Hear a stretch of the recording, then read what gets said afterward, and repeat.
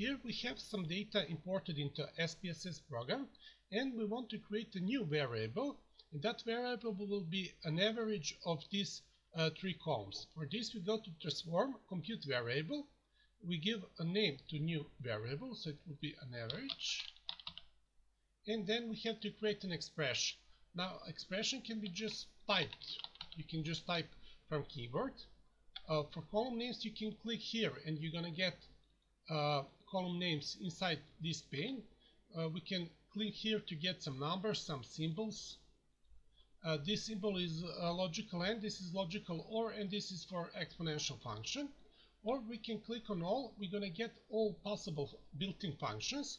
We're gonna choose mean function. If we select it, we're gonna get its syntax and description. If I double click it, it will be added above. Now we can see here that this function has infinite number of arguments, but here we only have 2 placeholders, so we have to add more arguments if we need them. I'm just going to create a simple expression, judge1 plus judge2 plus judge3 divided by 3, or I could use mean function, and there I would have judge1 as first argument, judge2 as second argument, and judge3 as third argument. These two expressions would give me the same result. I'm gonna use this first one, okay, and we got our calculated variable. Then again I'm gonna create another variable, but this time instead of judge3 column I'm gonna use judge3 with blank, and this is that column. It has one missing value, and I'm gonna call this variable average with blank. Okay, and as we see, if we have missing value here, we are going to have missing value here again. But if we go to transform compute variable, and I'm gonna use now mean function, so our expression will be actually mean from judge1 comma judge2 and judge3 with blank. And if we now click on OK, we can see that now we have all the values. So built-in mean function will actually calculate an average from values that exist. It will ignore this missing value. So 8.05 is actually an average of these two values, and in other rows we are actually calculating an average of all values. So that is the difference between this and this expression.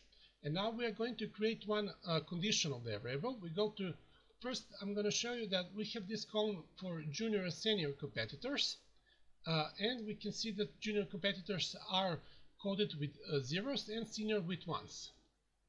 Again, I go to transform compute variable.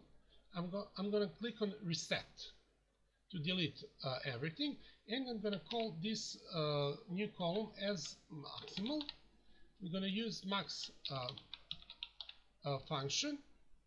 We can just find it here to show how we can edit it more easily. So we're going to use max from judge1, judge2, and judge3. But we need to add a condition. Condition is added here, and we are going to choose include if case satisfy condition. Condition is that seniority is equal to 0. So we want results only for first, second, and fifth row. That is only for juniors. And each time this expression returns true, value will be calculated. Otherwise, if a result of expression is something else, we won't get any result. So we go to continue.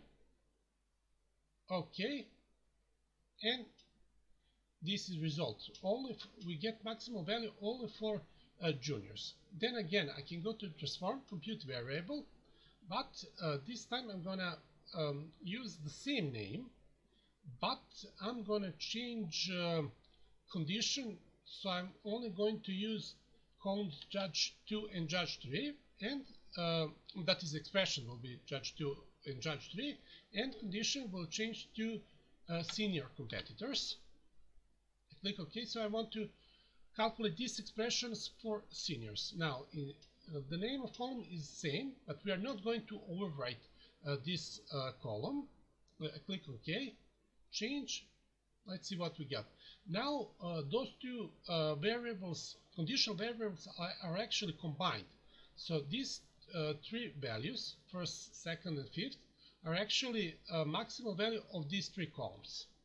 But these two values are actually maximal values for only these two columns. We can see in third row that total maximum is 8.9, but for these two columns is 8.8 maximum, and so this result is only using these two columns.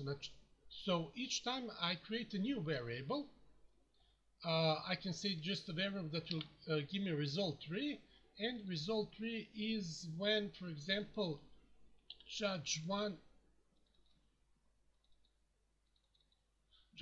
is equal to 7.1.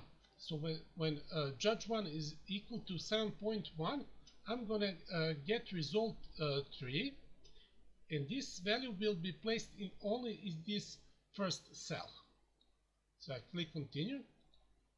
Name of column is again maximal, and OK, OK, and as we see, that is exactly what we got. So each time we create another condition, that another condition will overwrite rows in this column if the name of those variables is the same, and new value will be placed only in those rows that satisfy a new condition.